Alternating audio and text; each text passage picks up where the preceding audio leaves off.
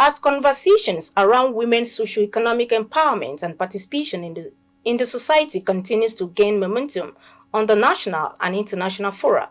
The African Center for Leadership, Strategy and Development, in partnership with a group known as the Side-by-Side Movement for Gender Justice, have stressed the need for increased collaboration between government at all levels and other relevant stakeholders.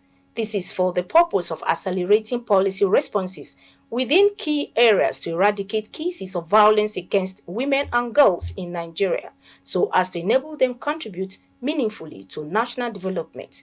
They made the call at a two-day stakeholders meeting this Tuesday in Abuja. Clavy News Gloriata was there and now reports.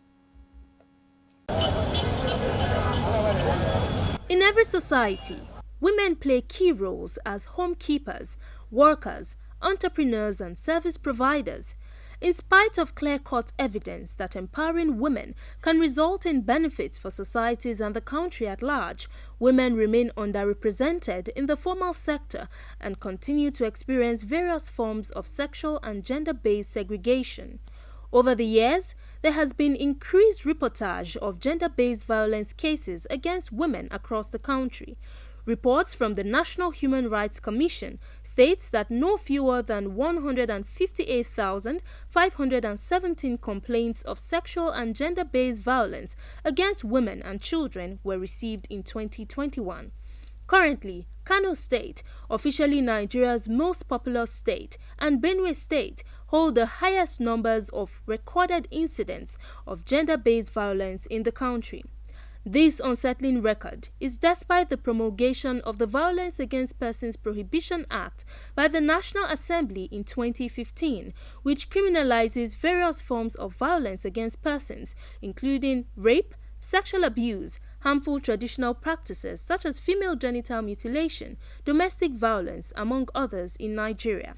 In a bid to address this growing menace, stakeholders from different ministries, departments and agencies of government, civil society and non-governmental organizations from across the country have converged on Abuja to brainstorm on how to ensure social justice and equity for women in Nigeria. It is not only Benue and people that are here.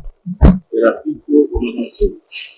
The reason for that is to ensure first level and for them to also share best practices into what we can do to make the situation in those states better. The motive also is to, create a platform for the traditional leaders and the religious leaders to come together to talk about how can we reduce the forms of gender-based violence, rape, female genital mutilation, bullying and harassment, forced marriage, all those forms of gender-based violence. We are coming together to reduce it. And the only way we can reduce it is to bring the leaders who are playing pivotal roles in reducing gender-based violence. And they are our traditional leaders and also our religious leaders. Because in church, they speak about gender-based violence. And also the traditional rulers, they are the custodians of our culture, the norms and values. So all the things they say to the society will contribute to the reduction of gender-based violence in Nigeria. Participants at the event speak further on how individuals can be active drivers against sexual and gender-based violence in the society at large. NAPTIP uses the 5P strategy, and under this 5P strategy, which is the policy, prevention, protection, prosecution, and partnership, is ever ready to collaborate with local, regional, and international stakeholders to ensure the elimination and prevention of the root causes of human trafficking and all forms of violence against persons. Many a time, the main perpetrator of gender injustice are our faith leaders, or the supporter of such injustices are our faith leaders. So addressing such matter require collaborating with the faith and traditional leaders that are champion for gender justice to be able to address such a thing in our midst. Some of the things happening in our legislature is due to lack of the concentration of women in the legislature. Because I know women think always about what will happen to my children, What will happen to my husband? What will happen to my father? What will happen to my mother?